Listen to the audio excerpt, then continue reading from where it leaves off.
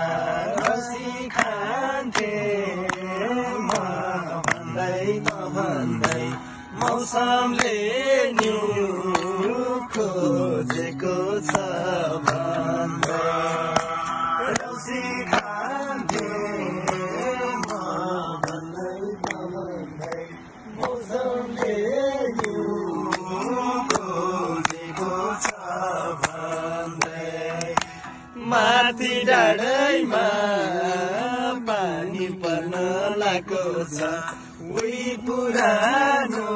दिनको झल्को आएको छ माथि डाँडैमा